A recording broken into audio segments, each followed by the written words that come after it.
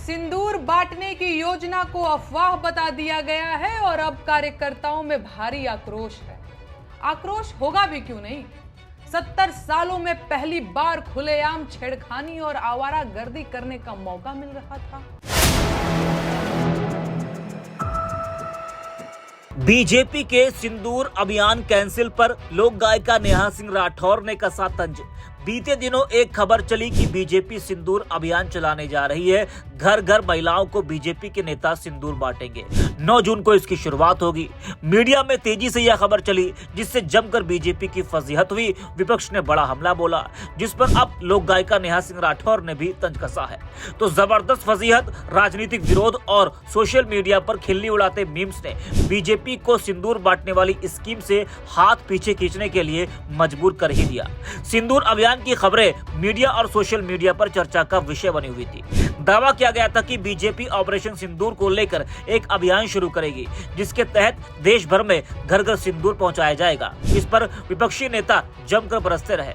BJP की खूब फजीहत होती रही और इसी बीच बीजेपी ने घर घर सिंदूर अभियान की खबर को फेक बता दिया। बीजेपी ने आधिकारिक बयान जारी कर कहा कि भारतीय जनता पार्टी ने घर घर सिंदूर बांटने का कोई कार्यक्रम निर्धारित नहीं किया है। अब सवाल यही उठता है कि देश की इज्जत और अस्मिता से जुड़े इस मुद्दे पर पार्टी पहले क्यों नहीं चेती? क्या वाकई में ऐसी कोई योजना नहीं थी, या फिर जन विरोध के बीच पार्टी ने बैक गियर लगाया? जबकि यूपी की योगी सरकार ने तो बाकायदा ऑपरेशन सिंदूर को अपनी सामूहिक विवाह योजना में शामिल करते हुए दुल्हनों को सिंदूरदानी देने का ऐलान किया। हालांकि यहां भी उसका विरोध हुआ और कांग्रेस के प्रदेश अध्यक्ष अजय राय ने सवाल उठाया कि सिंदूर दान करने का अधिकार सिर्फ पति को होता है और सिंदूर भारतीय संस्कृति में हमेशा पति के घर से आता है। ऐसे में सरकार का सिंदूर देना गलत है। वहीं बीजेपी के सिंदूर अभियान कैंसिल पर लोक गायिका नेहा सिंह राठौर ने वीडियो शेयर करते हुए तंज कसा है और एक्स पर लिखा है कि घर घर सिंदूर बांटने की योजना कैंसिल होने से पार्टी के लफंगों में उदासी का माहौल है। अरमानों पर पानी फिरने के बाद से कार्यकर्ताओं में निराशा छाई हुई है। नेहा ने क्या कुछ कहा है वो भी आप सुनिए। सिंदूर बांटने की योजना को अफवाह बता दिया गया है और अब कार्यकर्ताओं में भारी आक्रोश है। आक्रोश होगा भी क्यों नहीं। 70 सालों में पहली बार खुलेआम छेड़खानी और आवारागर्दी करने का मौका मिल रहा था। दूसरों के घरों में सिंदूर लेकर जाने का अवसर बन रहा था।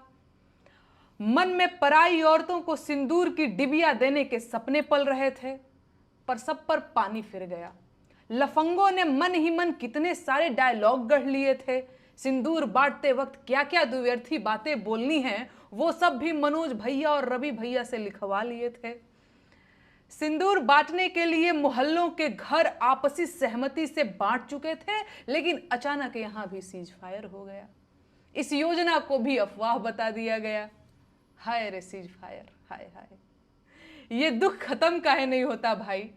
अब बेचारे कार्यकर्ता बोले तो बोले क्या, शिकायत करें भी तो किससे? उन्हें तो अपनों ने ही लूटा। खैर, योजना शुरू होने से पहले ही सिंदूर की डिब्बियों की शॉर्टेज हो चुकी थी।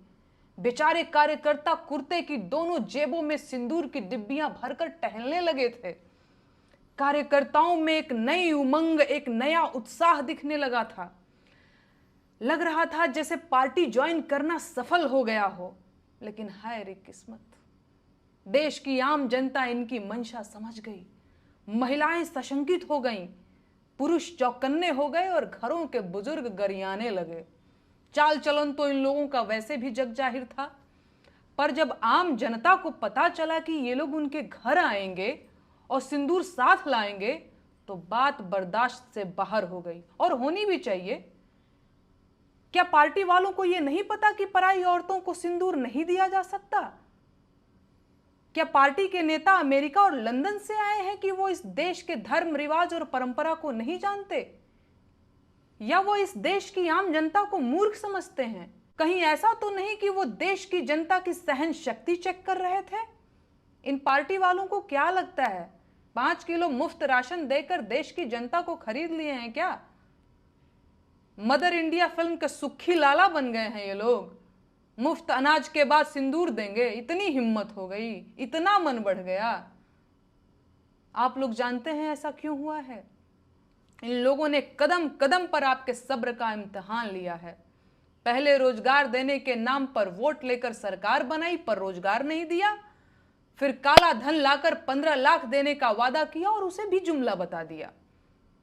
काला धन और आतंकवाद पर चोट के नाम पर नोटबंदी करके गरीबों की कमर तोड़ दी।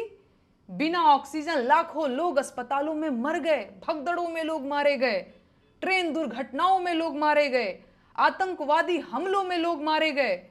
देश की कंपनियां बेच दी, एयरपोर्ट और ट्रेनें बेच दी, स्कूल बर्बाद कर दिए, शिक्षा व्यवस्था को तबाह कर दिया, अस्पतालों को बर्बाद कर दिया, युवाओं को पहले बेरोजगार और फिर दंगाई बना दिया, मस्जिदें तोड़ी, बस्तियां उजाड़ी, हिंदुओं को मुसलमानों से लड़ाया, नफरत फैलाई, भाईचारा खत्म किया, और ये सब हिंदू राष्ट्र और राष्ट्रवाद के नाम पर किया गया।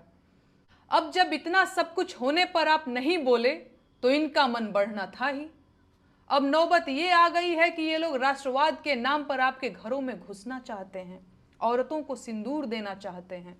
अभी भी वक्त है, जाग जाइए, वरना वो दिन दूर नहीं जब ये लोग देश सेवा के नाम पर आपके घर में आकर बैठ जाएंगे और घर का एक कमरा देश के नाम पर मांगने लगेंगे। अब मन बढ़ने की कोई सीमा तो होती नहीं है। बाकी आप खुद समझदार हैं, अभी भी इतनी देर नहीं हुई है कि गलतियां सुधारी न जा सके।